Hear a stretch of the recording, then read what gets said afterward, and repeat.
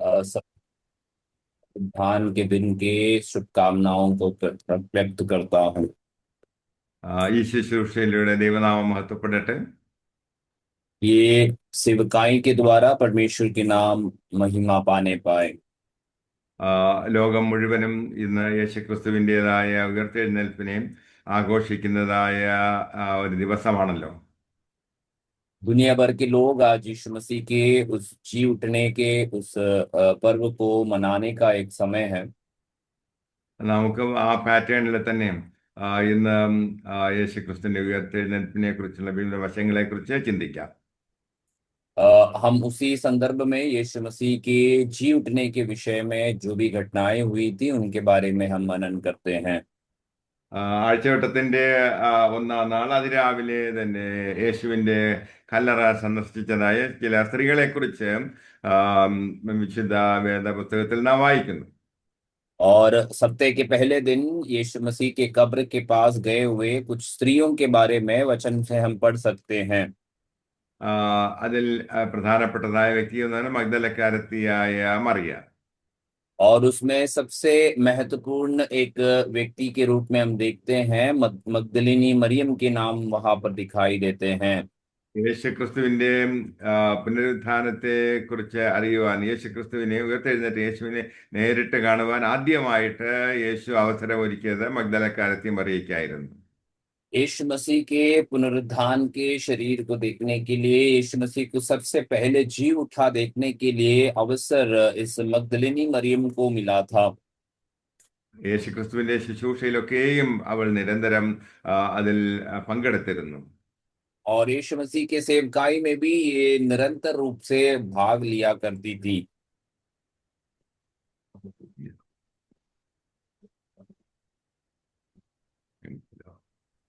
പക്ഷേ ഇത് പിന്നെ റെക്കോർഡിംഗ് ആണോ? Yes pastor. Yeah. Okay. ഈ മറിയയെക്കുറിച്ച് പറയുമ്പോൾ അവളിൽ നിന്ന് 7 ഭൂതങ്ങളെ യേശു പുറത്താക്കിയിരുന്നു. और इस मरियम के विषय में जब हम कहते हैं तो उसी के जीवन से 7 दुष्ट आत्माओं को यीशु मसीह ने एक समय बाहर निकाला था। തൻ്റെ ജീവിതത്തിലുണ്ടായതായ ആ വിടുതലിനെ കുറിച്ച് തനിക്ക് വളരെയധികം നന്ദിയുണ്ട്. അതുകൊണ്ട് അവൾ ഒരു വെങ്കൽ ഭരണി കൊണ്ടുവന്ന് അതിലുള്ളതായ സ്വച്ഛ ജഡാം മാംസി അത് യേശുവിൻ്റെ ശരീരത്തിൽ ഒഴുക്കുകയുണ്ടായി. और ये मरियम के जीवन में यीशु मसीह ने किए हुए कार्यों के प्रति वो आभारी रही हैं। इसीलिए हम जानते हैं कि वचन में हम देख पाते हैं कि वो एक संगमरमर के पात्र में इत्र भरा हुआ ले आकर उसे फोड़कर यीशु मसीह के आमीन पैरों को उसी से आमीन वो साफ करती हैं। അത് വളരെ വിലയേറിയതായിരുന്നു. और वचन कहता है कि ये जो इत्र था बहुत बहुमूल्य था। അവിടെ കൂടിയിരുന്ന ചിലരൊക്കെ പറഞ്ഞു, ഇത്രയും വിലപിടിപ്പുള്ളതായ ഈ തൈലം ഇങ്ങനെ ഒഴിച്ചു കളയണ്ടായിരുന്നല്ലോ എന്ന് അഭിപ്രായപ്പെട്ടു. और इस संदर्भ में आसपास के जो चेले वहां पर मौजूद थे वे लोग इस प्रकार से का हमें अपने अभिप्राय को रखे कि इतने महंगी इत्र को इस प्रकार से नष्ट करने की कोई आवश्यकता नहीं थी। യേശുവിലൂടെ വിടുതൽ പ്രാപിച്ചതായ മഗ്ദല മറിയെ സംബന്ധിച്ചിടത്തോളം താൻ എന്ത് വിലയും കൊടുത്ത് യേശുവിനെ സേവിച്ചിരുന്നു, യേശുവിനെ സ്നേഹിച്ചിരുന്നു. और यीशु मसीह जिस व्यक्ति को अपने जीवन में आमीन बड़ी छुटकारा दिया था, उस मगदलिनी मरियम को कितना भी कीमत चुकाना पड़े तब भी वो यीशु से प्रेम करने का, आदर करने का एक मन भावना उसकी रही हैं। അതുകൊണ്ട് യേശു ക്രിസ്തുവിനെയും ഉയർത്തെഴുന്നേറ്റ യേശുവിനെ ആദ്യമായി കാണുന്നതിനും ആ വാർത്ത ലോകത്തോട് അറിയിക്കുവാനും ഭാഗ്യം ലഭിച്ചതായ ഒരു ഒരു ഒരു വനിത, ഒരു സ്ത്രീ ആയിരുന്നു മഗ്ദലക്കാരത്തി മറിയ. इसीलिए हम जानते हैं कि इतने प्रेम करने के कारण से हमें यीशु मसीह के जी उठने के विषय में हमें जो सुसमाचार है और उसके पश्चात हमें पूरे दुनिया भर में इसके बारे में प्रचार करने का जो अवसर है वो पहला इस मगदलिनी मरियम को हासिल हुआ है। വിശുദ്ധ യോഹന്നാന്റെ സുവിശേഷം 20-ാം അധ്യായം 19-ാം വാക്യം. यूहन्ना रचित सुसमाचार 20 अध्याय उसका 19वां पद को हम पढ़ेंगे। ആഴ്ചവട്ടത്തിന്റെ 1-ാം നാളായ ആ ദിവസം നേരം വൈകിയപ്പോൾ ശിഷ്യന്മാർ ഇരുന്ന സ്ഥലത്ത് യഹൂദന്മാരെ പേടിച്ച് വാതിൽ അടച്ചിരിക്കെ യേശു വന്ന് നടുവിൽ നിന്നുകൊണ്ട് നിങ്ങൾക്ക് സമാധാനം എന്ന് അവരോട് പറഞ്ഞു. उसी दिन जो सप्ताह का पहला दिन था, संध्या के समय जब वो वहां के द्वार जहां चेले थे यहूदियों के डर के मारे बंद थे, तब यीशु आया और उनके बीच में खड़ा होकर उनसे कहा, तुम्हें शांति मिले। ശിഷ്യന്മാർ യഹൂദന്മാർ തങ്ങളെ തങ്ങളെ പിടിച്ചുകൊണ്ടുപോകും, തങ്ങളെയും കുന്നുകളെയും എന്നുള്ളതായ വളരെ ഭയത്തോടുകൂടിയും അവർ റൂം പൂട്ടിയിട്ട് അതിനകത്തിരിക്കുകയായിരുന്നു. और चेले जो हैं वे इस डर या भय से आमीन अंदर बंद कमरे में बंद बैठे थे, इस कारण से कि यीशु के जाने के पश्चात जो रोमी जो सेना है वे भी ढूंढ कर इन्हें ले जाकर इन्हें भी आमीन गिरफ्तार कर देंगे। और इस भय के कारण वे डर के मारे घर के अंदर घुसे हुए रहे। എന്നാൽ വാതിൽ അടച്ചിരുന്നു എങ്കിലും അതെ, വാതിൽ മുട്ടുകയോ അത് തുറക്കുന്നതിന് വേണ്ടി ആരെങ്കിലും പ്രേരിപ്പിക്കുകയോ ഒന്നും ചെയ്യാതെ തന്നെ, വാതിൽ അടച്ചിരിക്കെ തന്നെ യേശു ശിഷ്യന്മാരുടെ മുറിക്കകത്തുനിന്നായ ശിഷ്യന്മാരുടെ മുമ്പിൽ വന്നു നിന്നു. और जब जैसे ही द्वार बंद थे तो द्वार खोलने के लिए किसी भी प्रकार का आमीन संकेत ना देते हुए यीशु मसीह सीधे उस घर के भीतर प्रवेश कर उनके बीचों बीच खड़े रहते हैं। യേശുവിന്റെ ശരീരം അത് എന്താണ്, മാംസവും അതുപോലെ എല്ലുകളും ഉള്ളതായ ശരീരമായിരുന്നു. यीशु मसीह का उस समय जो शरीर रहा है वो आमीन मांसपेशियों से भरा हुआ, हड्डियों से भरा हुआ एक पूर्ण शरीर रहा था। യേശുവിന്റെ ശരീരം അത് ഒരു ആത്മീയ ശരീരമായി മാറിയിരുന്നു. तो यीशु मसीह के शरीर को हम देखते हैं, इससे बढ़कर एक आत्मिक शरीर के रूप में वे बदल चुके थे। എന്നാൽ ലാസറിന്റെ ഉയർപ്പിനെ കുറിച്ച് ചിന്തിക്കുമ്പോൾ അവന്റെ അവനെ അടക്കിയിരുന്നതായ ആ വസ്ത്രത്തോടുകൂടി തന്നെ, ആ ഗ്രേവ് ക്ലോത്ത്സോടുകൂടിയാണ് അവൻ പുറത്തേക്ക് വന്നത്. जब लाजर के विषय में हम देखते हैं, जो लाजर जब जी उठा था तो वो जिस वस्त्र के द्वारा या कपड़े से लपेटे गए थे उसी कपड़े को वे लेकर बाहर आ रहे थे। അവൻ ബന്ധിക്കപ്പെട്ടവനായിട്ടാണ് പുറത്തേക്ക് വന്നത്. और हम ये जानते हैं कि वे बांधे गए अवस्त्र में ही वे बाहर निकल कर आते हैं। യേശു ക്രിസ്തു ഉയർത്തെഴുന്നേറ്റപ്പോൾ തന്റെ ഗ്രേവ് ക്ലോത്ത്സ് ഒക്കെ അവിടെ തന്നെ അതേപടി അവിടെ ഇരിക്കുകയായിരുന്നു. എന്നിട്ട് യേശു ആത്മീയ ശരീരത്തോടു കൂടി പുറത്തേക്ക് വന്നു. यीशु मसीह जब बाहर आता है तो जिस कपड़े से वो लपेटे गए थे वे सब वहां पर उन्होंने गड़ी कर रखकर अपनी आत्मिक शरीर या वस्त्रों को पहनकर वे बाहर निकल कर आते हैं। യേശു ഈ ശിഷ്യന്മാരോട് പറഞ്ഞത്, ശിഷ്യന്മാരുടെ മേൽ ഊതി തന്റെ എന്നിവിടെ രേഖപ്പെടുത്തിയിരിക്കുന്നു. यहाँ पर यीशु मसीह चेलों के ऊपर अपना श्वास फूका, ऐसे वचन बताते हैं। ഇങ്ങനെ അവൻ അവരുടെ മേൽ ഊതി അവരോട്, പരിശുദ്ധാത്മാവിനെ കൈക്കൊള്ളുവിൻ, ആരുടെ പാപങ്ങൾ നിങ്ങൾ മോചിക്കുന്നുവോ അവർക്ക് മോചിക്കപ്പെട്ടിരിക്കുന്നു, ആരുടെ പാപങ്ങൾ നിർത്തുന്നുവോ അവർക്ക് നിർത്തിയിരിക്കുന്നു എന്ന് പറഞ്ഞു. इसके 22वें आयत में लिखा है, ये कहकर उसने उन पर फूका और उनसे कहा, पवित्र आत्मा लो, जिनके पाप तुम क्षमा करो वे उनके लिए क्षमा किए गए हैं, जिनके तुम रखो वे रखे गए हैं। ഇവിടെ നാം കാണുന്നത് ആദിയില് ആദാമിനെ സൃഷ്ടിച്ചപ്പോൾ ദൈവം അവന്റെ മേൽ ദൈവത്തിന്റെ ശ്വാസം അവന്റെ മേൽ ഊതി എന്ന് നാം വായിക്കുന്നു. यहाँ पर हम देखते हैं जब पहले समय या पहले माता पिता के जो उत्पत्ति के समय में यीशु मसीह जो परमेश्वर जो है आदम और हव्वा के ऊपर अपने जीवन का श्वास फूंकता है और वे आमीन जीवित प्राणी बन जाते हैं। ഇവിടെ ശിഷ്യന്മാരെ സംബന്ധിച്ചിടത്തോളം ഒരു പുതിയ അനുഭവമായിരുന്നു. അത് ഉം, ആദാമിന്റെ മേൽ ദൈവം ഊതിയതുപോലുള്ളതായ ഒരു അനുഭവമായിരുന്നു അവർക്കുണ്ടായത്.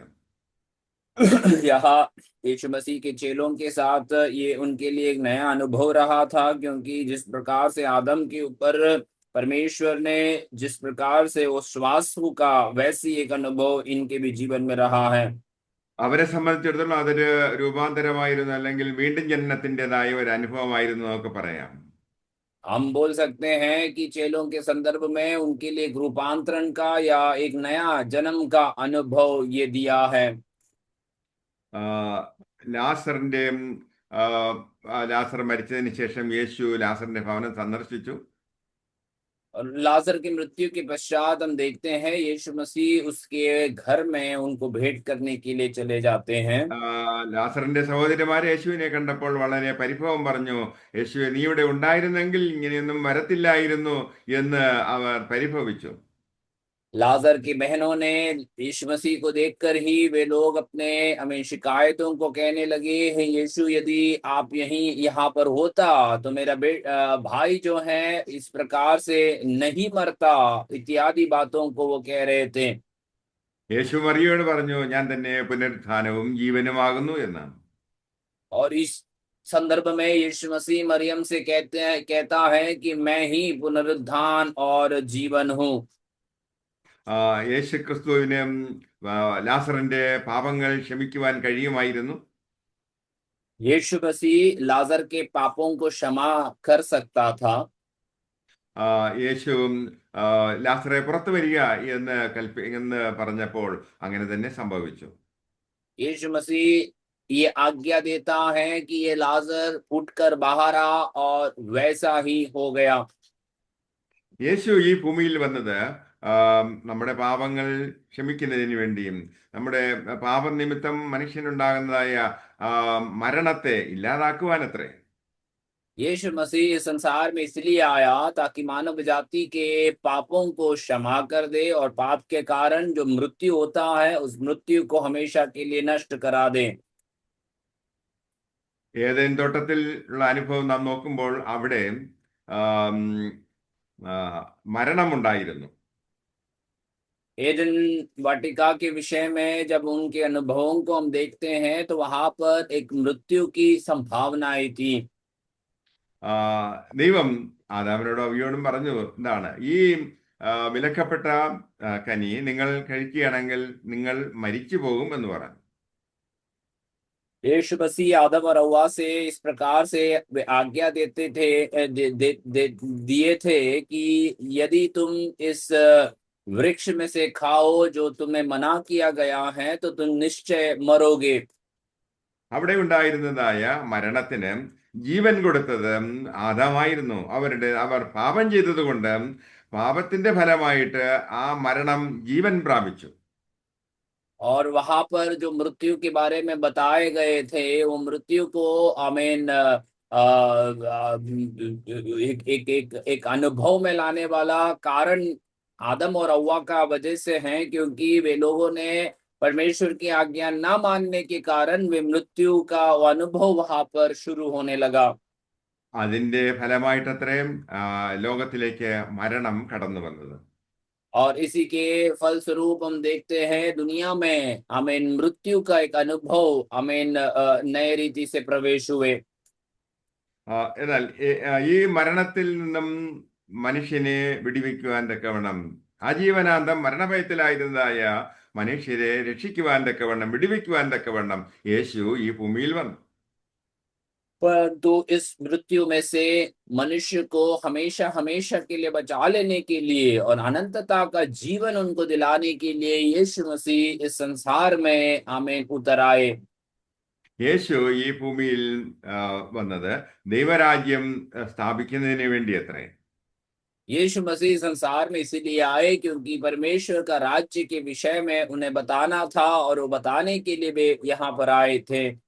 യേശുവിന്റെ രാജ്യം അല്ലെങ്കിൽ യേശുവിന്റെ രാജത്വം എന്ന് പറയുന്നത് മരണത്തിനും അപ്പുറമുള്ളതത്രേ. यीशु मसीह का राज्य या उसके आमीन वो राज्य का विषय जो है वो मृत्यु के उस पार का विषय है। സാധാരണ ഗവൺമെന്റുകളുടേതായ അധികാരമെന്ന് പറയുന്നത് ഒരു മനുഷ്യൻ മരിക്കുന്നത് വരെ മാത്രമാണുള്ളത്. और साधारण रीति से एक सरकार या एक शासन का अधिकार एक व्यक्ति के ऊपर केवल उसकी मृत्यु के समय तक का रहता है। മരിച്ചുപോയ ഒരു മനുഷ്യന്റെ മേൽ പിന്നെ ഗവൺമെന്റിന് നികുതി ചുമത്തുവാൻ പറ്റത്തില്ല. एक मृत्यु हुआ एक व्यक्ति के ऊपर कोई भी सरकार क्यों ना हो किसी भी प्रकार का कर या वसूली उनके ऊपर से नहीं चुका सकते हैं। എന്നാൽ യേശുവിന്റെ രാജ്യത്വം എന്ന് പറയുന്നത് മരണത്തിനും അപ്പുറമുള്ളതത്രേ. परंतु यीशु मसीह का राज्य जो है वो मृत्यु का उस पार रहने वाला विषय के बारे में हम बता रहे हैं। യേശു പിലാത്തോസിനോട് പറഞ്ഞു, ആ, പിന്നെ ഞാൻ യഹൂദന്മാരുടെ രാജാവാകുന്നു എന്ന്. यीशु मसीह पिलातुस से इस प्रकार से कहता है कि मैं यहूदियों का राजा हूँ। അപ്പൊ യേശു ആ, രാജാവാണ്, അവൻ അധികാരമുണ്ട്. तो यीशु मसीह यहाँ इस संदर्भ में हम देख सकते हैं कि वे राजा है और उसी के पास सारी अधिकार भी दिए गए हैं। ലോകപരമായ ഒരു രാജ്യത്തിന് വേണ്ടിയല്ല യേശു നിലകൊണ്ടത്, ഈ ഈ ലോകപരമായിട്ടുള്ള അല്ലാന്ന് യേശു വ്യക്തമാക്കുകയുണ്ടായി. और यीशु मसीह ने ये बात को बड़े स्पष्ट कर दिया था कि किसी भी प्रकार के दुनिया के शासन के अनुसार एक राज्य को साबित करने के लिए मैं नहीं आया हूँ। മരണത്തിനപ്പുറവും സ്വാധീനമുള്ളതായ നിയന്ത്രണമുള്ളതായ ഒന്നാണ് യേശുവിന്റെ രാജ്യത്വം എന്ന് പറയുന്നത്. मृत्यु के उस पार भी हमें हमेशा हमें सक्रिय रहने वाला और हर प्रकार का हमें नियंत्रण को रखने वाला एक राज्य है जो मसीह का राज्य के बारे में कहा जाता है। മരണത്തിന് മുമ്പും മരണത്തിന് ശേഷവും നമ്മുടെ മേൽ യേശുവിന് നിയന്ത്രണമുണ്ട്. मृत्यु के पहले और मृत्यु के पश्चात यीशु मसीह हर एक व्यक्ति के ऊपर नियंत्रण रखता है। മരണത്തോടുകൂടി ദൈവരാജ്യത്തിലുള്ളതായ ക്രിസ്തുവിൻ്റെതായ അധികാരം ഒരു വ്യക്തിയുടെ മേൽ അവസാനിക്കുന്നില്ല. और मृत्यु से एक व्यक्ति के ऊपर का अधिकार जो यीशु मसीह का है वो समाप्त नहीं हो रहा। ക്രിസ്തു ഉള്ള വ്യക്തികളെ സംബന്ധിച്ചിടത്തോളം അത് ഒരു ഡെത്ത് ഇൻഷുറൻസും കൂടി ഉണ്ട് എന്ന് മനസ്സിലാക്കാം. और मसीह में जो एक एक व्यक्ति यदि यीशु मसीह से संबंधित रहते हैं तो उसी के पश्चात आमीन उसके जीवन में हम ये बात को समझते हैं कि मृत्यु के बाद के बीमा भी उसी के जीवन में जुड़ा हुआ है। ജീവിച്ചിരിക്കുന്നവർ തങ്ങൾക്ക് നഷ്ടങ്ങൾ ഉണ്ടാകുമ്പോൾ അതിന്റെ റിസ്ക് കവർ ചെയ്യുന്നതിന് വേണ്ടിയാണല്ലോ ഇൻഷുറൻസ്, ലൈഫ് ഇൻഷുറൻസ് എടുക്കുന്നത്. और जीवन बीमा एक व्यक्ति तब लेता है जब जीवित रहने के समय में जीवन में आने वाली नुकसानों को हमें उसका भरपाई करने के लिए और नुकसानों को अपने जीवन में हमें फिर से पाने के लिए लोग इस प्रकार की जीवन बीमाओं को लेते हैं। ദൈവമക്കളെ സംബന്ധിച്ചുള്ള മരണത്തിന് അപ്പുറമുള്ള കാര്യങ്ങളെ കുറിച്ചും നമുക്ക് കർത്താവ് ഗ്യാരണ്ടി തന്നിട്ടുണ്ട്, ഉറപ്പ് തന്നിട്ടുണ്ട്. परंतु एक परमेश्वर का में जो संतान है उसी के विषय में यदि देखा जाए तो मृत्यु के पश्चात भी परमेश्वर ने हमारे लिए सारे गारंटी दिए हुए हैं। ഇവിടെ യേശുക്രിസ്തു ശിഷ്യന്മാർ വാതിലടച്ച് പൂട്ടിയിരിക്കുന്നതിന്റെ മധ്യേ, അവരുടെ മധ്യേ ഉയർത്തെഴുന്നേറ്റവനായ യേശു വന്നു എന്ന് നാം കണ്ടു കഴിഞ്ഞു. यहाँ पर हम पढ़ते हैं कि यीशु मसीह जो है द्वार बंद कर कर बैठे हुए इन चेलों के बीचों बीच हमें बिना द्वार खोले उनके घरों में हमें प्रवेश करता है। എബ്രായർക്ക് എഴുതിയ ലേഖനം 1-ാം അധ്യായം 3-ാം വാക്യം. इब्रानियों की पत्री 1 अध्याय उसका 3 वचन को भी हम देखेंगे। അവന്റെ തേജസ്സിന്റെ പ്രഭയും തത്വത്തിന്റെ മുദ്രയും സകലത്തെയും തന്റെ ശക്തിയുള്ള വചനത്താൽ വഹിക്കുന്നവനും ആകൊണ്ട് പാപങ്ങൾക്ക് പരിഹാരമുണ്ടാക്കിയ ശേഷം ഉയരത്തിൽ മഹിമയുടെ വലത്ത് ഭാഗത്ത് ഇരിക്കുന്നു. वहां पर इस प्रकार लिखा है, वह उसकी महिमा का प्रकाश और उसके तत्वों की छाप है और सब वस्तुओं को अपनी सामर्थ्य के वचन से संभालता है।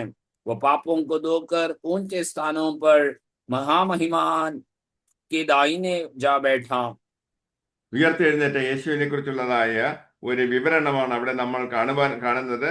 അവൻ ദൈവത്തിന്റെ തേജസ്സിന്റെ പ്രഭ എന്നാണ് യേശുവിനെ കുറിച്ച് പറഞ്ഞിരിക്കുന്നത്. जी उठा हुआ परमेश्वर के या यीशु मसीह के विषय में यहाँ पर इब्रानियों की पत्री में इस प्रकार से लिखा हुआ है कि वह उसकी महिमा का प्रकाश है, ऐसे कहते हैं। അവൻ ദൈവത്തിന്റെ വലത്തെ ഭാഗത്ത് അധികാരങ്ങളോട് കൂടിയിരിക്കുന്നു. और वो उस परमेश्वर के दाहिनी और अधिकारों को लेकर बैठे हुए हैं। ഈ യേശു ആ, ഉം, വചനമായിരുന്നു. ഈ വചനമായിരുന്നവൻ തനിക്ക് വേണ്ടി ഒരുക്കിയിരുന്നതായ ഒരു ശരീരത്തിൽ പ്രവേശിക്കുകയുണ്ടായി. കന്യകമറിയിൽ അവൻ ഉത്പാദിപ്പിക്കപ്പെട്ടു, ജനിച്ചു, ഇവിടെ ജീവിച്ചു. और यीशु मसीह जो वचन था वो वचन देहधारी होकर आमीन वो मरियम के कोख में जन्म लेता है और उसके पश्चात वो आमीन इस संसार में कुछ समय तक जीवित रहता है। ലോകപ്രകാരമുള്ള ഒരു പിതാവിൽ നിന്നല്ല യേശു ജനിച്ചത്. दुनिया के अनुसार या आमीन आमीन दुनिया की प्रकृति के अनुसार एक पिता से वो जन्म नहीं लेते हैं। യേശു പാപമില്ലാത്തവനായിരുന്നു. यीशु मसीह के बारे में वचन कहता है वो पाप रहित रहा। അതുകൊണ്ട് ലോകത്തിന്റെ പാപത്തെ ചുമന്നൊടുക്കുവാൻ തക്കവണ്ണം യേശുവിന് അധികാരമുണ്ടായിരുന്നു. इसलिए दुनिया के पाप को अपने ऊपर उठा लेने के लिए यीशु मसीह आमीन अधिकार को प्राप्त किए हुए रहे हैं। വെളിപാട് പുസ്തകം 1-ാം അധ്യായം 16-ാം വാക്യം. प्रकाशित वाक्य का आमीन पुस्तक पहला अध्याय उसके 16वें वचन को भी हम पढ़ेंगे। അവന്റെ അവന്റെ മുഖം സൂര്യൻ ശക്തിയോടെ പ്രകാശിക്കുന്നത് പോലെ ആയിരുന്നു. वचन इस प्रकार से लिखते हैं कि उसके आमीन मुख जो है तेज दोधारी तलवार से के समान, उसके मुंह ऐसा प्रज्वलित था जैसे सूर्य कड़ी छुप के समय चमकता है। മരിച്ച് ഉയർത്തെഴുന്നേറ്റ യേശുവിനെ കുറിച്ച് യോഹന്നാനുണ്ടായ വെളിപ്പാടിലാണ് ഈ കാര്യങ്ങൾ രേഖപ്പെടുത്തിയിരിക്കുന്നത്. जी उठा हुआ परमेश्वर के विषय में यूहन्ना ने जो प्रकाशनों को प्राप्त किया था और यूहन्ना उसी के बारे में यहाँ पर लिखा हुआ है। നിലവിളക്കുകളുടെ നടുവിൽ നിലയങ്കി ധരിച്ച് മാറത്ത് പൊൻകച്ച കെട്ടിയവനായി മനുഷ്യപുത്രനോട് സദൃശ്യനായവനെ കണ്ടു. और वहां ऊपर इस प्रकार से लिखे हैं कि 7 तारों को लिए हुए आमीन छाती में पटुका बांधे हुए आमीन उस परमेश्वर को वहां पर वो देखता है। അപ്പോൾ മരിച്ച് ഉയർത്തെഴുന്നേറ്റ യേശുവിന്റെ ദർശനം യോഹന്നാനും ഒരു വെളിപാടായിട്ട് ലഭിക്കുകയുണ്ടായി. और इस प्रकार से आमीन यीशु मसीह के विषय में आमीन जो जी उठा परमेश्वर है यूहन्ना एक बड़ा दर्शन को देखता है। അപ്പോസ്തല പ്രവർത്തികളിൽ വരുമ്പോൾ ദൈവസഭയെ നിരന്തരം പീഡിപ്പിച്ചുകൊണ്ടിരുന്നതായ ശൗലിന് യേശുക്രിസ്തുവിന്റെ ഒരു ദർശനമുണ്ടായി. प्रेरितों के काम में जब हम आते हैं लौटकर तो यीशु मसीह की कलीसिया के लोगों को पीड़ित कराने वाले शाऊल नामक व्यक्ति को ऐसा ही एक दर्शन होता है। ശൗല് ദൈവമക്കളെ പീഡിപ്പിക്കുന്നതിന് വേണ്ടി അധികാരപത്രവും വാങ്ങിക്കൊണ്ട് അവൻ ദമസ്കോസിന് സമീപിച്ചപ്പോൾ ആകാശത്തു നിന്ന് ഒരു വെളിച്ചം അവന് ചുറ്റും മിന്നി. शाऊल जब दमिश्क के मसीहों को सताने के लिए अधिकार पत्र को प्राप्त करते हुए जब वे आमीन दमिश्क के द्वार पर पहुंचता है तो वहां पर वो एक बड़ा सा रोशनी से आमीन एक उनका मुलाकात होता है। 9-ാം അധ്യായം 3-4 വാക്യങ്ങളാണ്. प्रेरितों के काम 9 अध्याय उसके 3 और 4 आयतों को हम यहाँ पर बता रहे हैं। അവന്റെ ചുറ്റും വെളിച്ചം മിന്നിയപ്പോൾ അവൻ നിലത്ത് വീണു. ശൗലേ ശൗലേ എന്നെ ഉപദ്രവിക്കുന്നത് എന്ത് എന്ന് തന്നോട് പറയുന്ന ഒരു ശബ്ദം കേട്ടു. और जब वे लोग आमीन इस प्रकार से आमीन शाऊल एक ऐसा अनुभव में जाते हैं, ऐसे एक मुठभेड़ उनका होता है कि शाऊल जमीन पर गिर पड़ता है और उसे एक आवाज सुनाई देते हैं कि ये शाऊल तू ऐसा मुझसे क्यों कर रहा है। ആരാകുന്നു നീ എന്ന് കർത്താവേ എന്ന് അവൻ ചോദിച്ചതിന് യേശു അവനോട് പറഞ്ഞത്, നീ ഉപദ്രവിക്കുന്ന യേശു ആകുന്നു ഞാൻ എന്ന്. और जब शाऊल इसका जवाब पूछता है कि आप कौन हैं, तो वहां पर उसे उत्तर मिलता है, तू जिसे सता रहा है वो यीशु हूं मैं। അപ്പോൾ സഭയെ പീഡിപ്പിച്ചുകൊണ്ടിരുന്നതായ ശൗലിനും യേശുക്രിസ്തുവിൻ്റെതായ ദർശനമുണ്ടായി. और कलीसिया को पीड़ित कराने वाला एक शाऊल नाम के व्यक्ति भी वहां यीशु मसीह का एक दर्शन को, एक प्रकाशन को वो प्राप्त करता है। കാരാഗ്രഹത്തിലായിരുന്നതായ പത്രോസിനെ സംബന്ധിച്ചിടത്തോളം അവനെ വിടുവിക്കുന്നതിന് വേണ്ടി ആ കാരാഗ്രഹത്തിൽ ദൈവം അയച്ചത് ഒരു ദൂതനെയായിരുന്നു. और शाऊल उस कारागृह में रहने के समय में उसे वहां पर आमीन उसे सहायता करने के लिए, उसे आमीन वहां से निकाल लेने के लिए आमीन पतरस को परमेश्वर ने अपने स्वर्गदूत को भेजा था। എന്നാൽ ശൗൽ പൗലോസ് കാരാഗ്രഹത്തിലായിരുന്നപ്പോൾ യേശു അവന്റെ അടുക്കൽ അവൻ ദർശനം കൊടുത്തു, അവന്റെ അടുക്കൽ വന്നു. लेकिन जब पौलुस कारागृह में बंद रहा तो यीशु मसीह वहां पर दर्शन को लेकर उसके पास पहुंचता है। യേശു കർത്താവ് പൗലോസിനോട് പറഞ്ഞത്, നീ യെരുശലേമിലെ സാക്ഷിയായതുപോലെ റോമയിലും സാക്ഷിക്കേണ്ടതാകുന്നു എന്ന് പറഞ്ഞു. और यहाँ पर यीशु मसीह वहां उसे इस प्रकार से कहता है, तू जिस प्रकार से हमें यरूशलेम में मेरा हमें गवाह ठहराया है, वैसे ही तुम्हें अन्य लोगों के बीच में भी मेरे गवाह को बनना पड़ेगा। വിശുദ്ധ മത്തായിയുടെ സുവിശേഷം 16-ാം അധ്യായം 18-19 വാക്യങ്ങൾ. और मत्ती का सुसमाचार 16 अध्याय उसकी 18-19 आयत तुमको हमें बताते हैं। അവിടെ നാം നീ പത്രോസാകുന്നു, ഈ പാറമേൽ ഞാൻ എൻ്റെ സഭയെ പണിയും, പാതാള ഗോപുരങ്ങൾ അതിനെ ജയിക്കയില്ല എന്ന് ഞാൻ നിന്നോട് പറയുന്നു. और यहाँ पतरस के विषय में यीशु मसीह कहता है कि तू पतरस है, इस आमीन चट्टान के ऊपर मैं अपनी कलीसिया को बनाऊंगा और अधोलोक के फाटक उस पर प्रबल नहीं हो पाएगी। ഞാൻ ആരാകുന്നു എന്ന് ശിഷ്യന്മാരോട് യേശു ചോദിച്ചപ്പോൾ ശരിയായ ഒരു വെളിപാട് കിട്ടിയത് പത്രോസിനായിരുന്നു.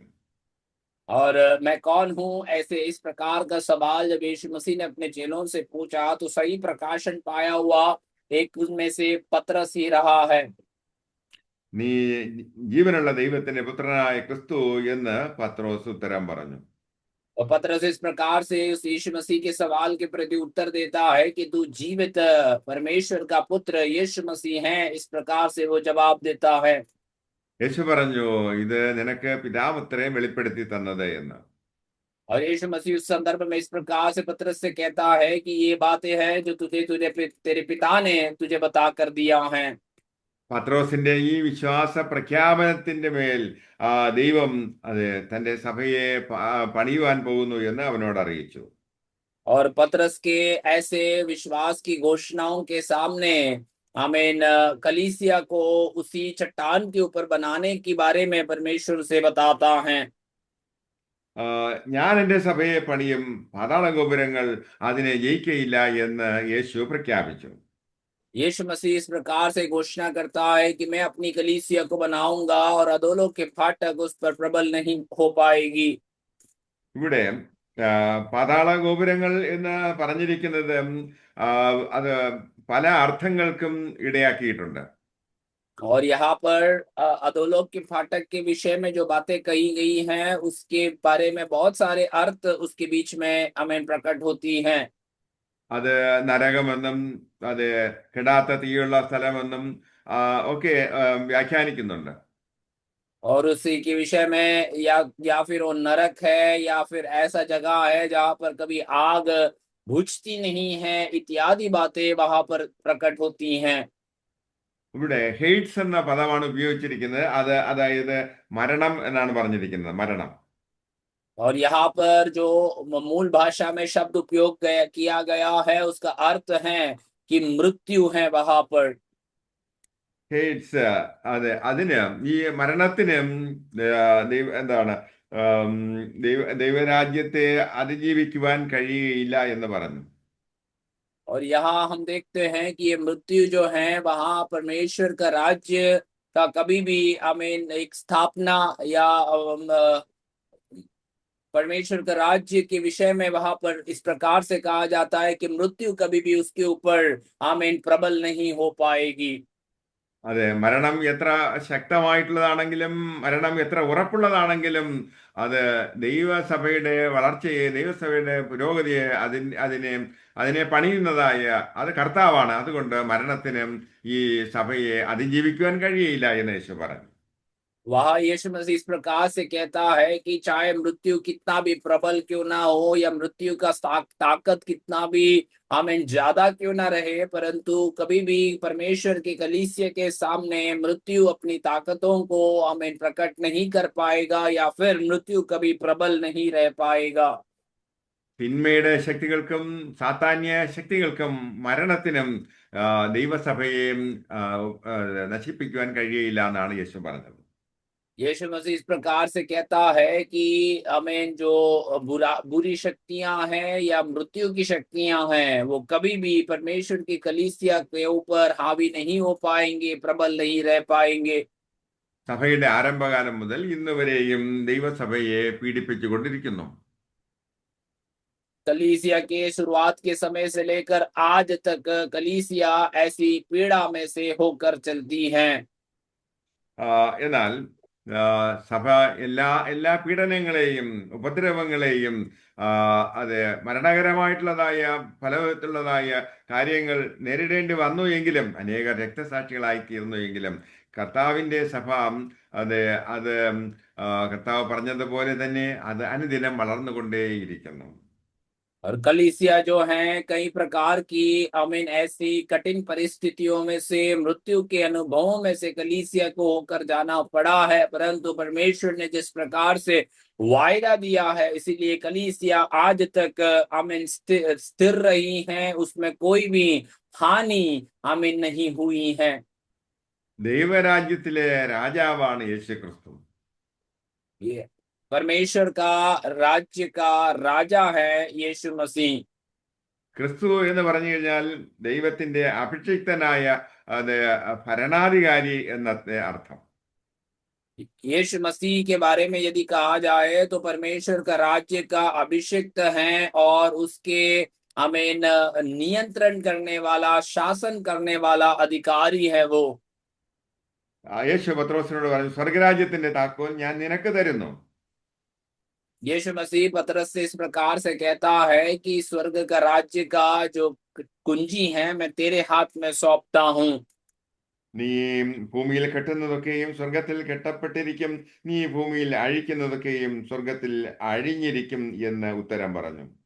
उससे इस प्रकार से कहता है कि तू जो पृथ्वी में बांधता है वो आमीन स्वर्ग में बंधा जाएगा और तू जो आमीन पृथ्वी में खोलता है वो स्वर्ग में खोला जाएगा। അപ്പോ യേശു ക്രിസ്തുവിനെ ക്രൂശിന്റെ മുകളിൽ യഹൂദന്മാരുടെ രാജാവ് എന്ന് ഒരു അവിടെ അവിടെ എഴുതപ്പെട്ടിരുന്നു. यीशु मसीह के बारे में जो क्रूस के ऊपर यहूदियों का राजा है इस प्रकार का एक पत्र लिख रखा था।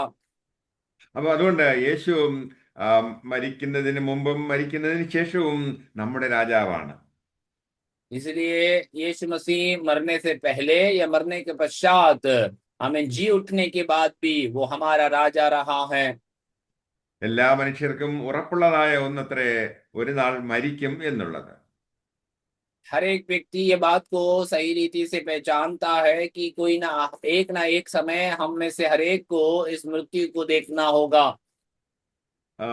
എന്നാൽ യേശുക്രിസ്തുവിനെയും മരണത്തിന് കീഴ്പ്പെടുത്തുവാൻ കഴിഞ്ഞില്ല.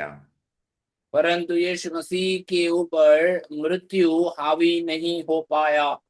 യേശു മരണത്തെ അത് അതിജീവിച്ചുകൊണ്ട് മൂന്നാം നാൾ ഉയർത്തെഴുന്നേറ്റു.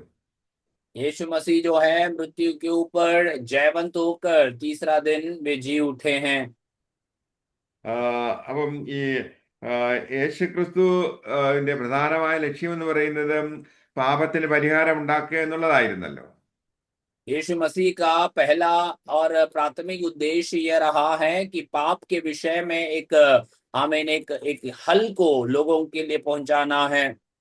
യേശു തന്റെ മരണത്താൽ മരണത്തെ പരാജയപ്പെടുത്തി. यीशु मसीह अपनी मृत्यु के अपनी मृत्यु के द्वारा वो आमीन इस मृत्यु को पराजित कराता है। ലോകത്തിന്റെ പാപത്തെ യേശുവിന്റെ മേൽ പിതാവായ ദൈവം അത് ആ, വെക്കുകയുണ്ടായി. दुनिया का पाप यीशु मसीह के ऊपर पिता परमेश्वर ने लाद दिया। ലോകത്തിന്റെ പാപത്തെ ചുമക്കുന്നതായ ദൈവത്തിന്റെ കുഞ്ഞാടത്രേ യേശു. दुनिया के पाप को अपने ऊपर उठाने वाला यीशु मसीह का मेमना, आमीन, वो पिता परमेश्वर का मेमना रहा है वो यीशु मसीह। ബൈബിൾ പറയുന്നത് പാപത്തിന്റെ ശമ്പളം മരണമെന്നത്രേ. बाइबल इस प्रकार से सिखाती है कि पाप का जो वेतन है वो मृत्यु है। നമ്മുടെ എല്ലാവരുടെയും പകരക്കാരനായിട്ട് ലോകത്തിന്റെ പാപത്തെ യേശു ചുമന്നത് കൊണ്ട് അത് ആ പാപത്തിൽ നിന്നും ആ മരണത്തിൽ നിന്നും നമുക്ക് സ്വാതന്ത്ര്യം ലഭിച്ചിരിക്കുന്നു. हम सबके पाप यीशु मसीह ने अपने ऊपर उठा लेने के कारण हमें पाप में से और पाप के अनुभव में से यीशु ने हमें छुटकारा दिया है। നിത്യ മരണത്തിൽ നിന്നും യേശു നമ്മെ വിടുവിച്ചിരിക്കുകയാണ് ചെയ്യുന്നത്. और उस अनंतता के मृत्यु में से यीशु मसीह ने हमें छुड़ा रखा है। ദൈവത്തിൽ നിന്നും എന്നേക്കുമുള്ളതായ വേർപാടിനെ അത്രേ മരണമെന്ന് ബൈബിൾ ഉദ്ദേശിക്കുന്നത്. और मृत्यु का आमीन जो जो जो परिभाषा है वो इस प्रकार से है कि हमेशा हमेशा के लिए वो परमेश्वर के साथ का वो संबंध को नष्ट कर देना। മൂന്നാം നാൾ മരിച്ചവരുടെ ഉയർത്തെഴുന്നേറ്റതായ യേശു ചോദിക്കുന്ന മരണമേ നിന്റെ ജയം എവിടെ? तीसरे दिन मरे हुओं में से जी उठा हुआ परमेश्वर ये सवाल को रखता है कि ये मृत्यु तेरा जय कहाँ रही। മരണത്തിന്റെ വിഷമുള്ള എന്ന് പറയുന്നത് പാപമാണ്. और मृत्यु का डंक जो है वो पाप कहलाया जाता है। യേശു ക്രിസ്തു തന്റെ പുനരുത്ഥാനത്തിലൂടെ തെളിയിച്ചത് ലോകത്തിന്റെ പാപത്തിന് അവൻ പരിഹാരം വരുത്തി മരണത്തെ അവൻ തന്റെ മരണത്താൽ അവൻ പരാജയപ്പെടുത്തി. और यीशु मसीह इस कार्य से ये बात को प्रकट कराता है कि अपने मृत्यु के द्वारा उन्होंने पाप का ऊपर एक हल को लेकर आया है और साथ साथ मृत्यु के ऊपर उन्होंने जयवंत घोषणा किया है। മരണത്തിന്റെ ശക്തി എന്ന് പറയുന്നത് പാപമാണ്. और मृत्यु का जो ताकत है वो पाप है। യേശു ക്രിസ്തുവിന്റെ പുനരുത്ഥാനത്തിലൂടെയും അഥവാ യേശു ഉയർത്തെഴുന്നേറ്റിലൂടെ വെളിവാക്കുന്നത് യേശു അധികാരമുള്ളതായ രാജാവാണ്, മരണത്തിന്റെ മേൽ അധികാരമുള്ളതായ രാജാവാണ്. यीशु मसीह के पुनरुत्थान के द्वारा और यीशु मसीह के जी उठने के द्वारा ये बात को हमें प्रकट होता है कि यीशु मसीह जो है वो पाप के ऊपर या हमें मृत्यु के ऊपर जय लेने वाला राजा है। യെശയ്യാ പ്രവാചകൻ പറഞ്ഞിരിക്കുന്നത് അവൻ പ്രഭുക്കന്മാരോട് കൂടിയും ആയിരുന്നു എന്ന്. और यशाया नबी इस प्रकार यीशु मसीह के बारे में बताता है कि वो हमें प्रभुओं के बीच में रहने वाला एक व्यक्ति रहा। അരിമത്യക്കാരനായ യോസേഫ് എന്ന പ്രഭുവിൻ്റെതായ ആ കല്ലറയിലത്രേ യേശു അതെ ആ കല്ലറയിലാണ് യേശുവിനെ അടക്കം ചെയ്തത്. अरिमत्या के यूसुफ नाम के धनी व्यक्ति रहने वाला उसके उसी कब्र में यीशु मसीह को आमीन रखा गया था। അവൻ കൊള്ള പങ്കിടുന്നത് പോലെ അവൻ നേടിയതായ രക്ഷ നമുക്കായിട്ട് പങ്കിട്ട് തന്നു. जिस प्रकार से लूट मारने के बाद उन्हें बांटा जाता है वैसे आमीन उसने उस उद्धार के अनुभवों को हम सबको बांट कर दे दिया। അതുകൊണ്ട് യേശു വ്യക്തമായിട്ട് പറയുകയുണ്ടായി, പാതാള ഗോപുരങ്ങൾ ഞാൻ എൻ്റെ സഭയെ പണിയും, പാതാള ഗോപുരങ്ങൾ ജയിക്കയില്ല. इसलिए यीशु मसीह बड़े स्पष्ट रीति से ये बात को बताता है कि मैं अपनी कलीसिया को बनाऊंगा और अधोलोक के फाटक इस पर प्रबल नहीं होगी। അപ്പോൾ ആദാം ഈ ശ്രദ്ധയോടുകൂടിയും യേശുവിൻ്റെ വചനം അനുസരിച്ചിരുന്നു എങ്കിൽ മരണം ഉണ്ടാകയില്ലായിരുന്നു. यदि आदम बड़े ध्यान से यीशु मसीह के या परमेश्वर के विषयों को ध्यान रखता, तो शायद वो मृत्यु की अवस्था में नहीं जाते। ദൈവം മുന്നറിയിപ്പ് കൊടുത്തിരുന്നു, ഈ ഈ ഫലം അല്ല, അവിടെ മരണമുണ്ട്, അത് നിങ്ങളുടെ മേൽ ആധിപത്യം വരുത്താതിരിക്കുന്നതിന് വേണ്ടിയും നിങ്ങൾ ആ ഫലം കഴിക്കരുത്, അനുസരണക്കേട് കാണിക്കരുതെന്ന് മുന്നറിയിപ്പ് കൊടുത്തിരുന്നു.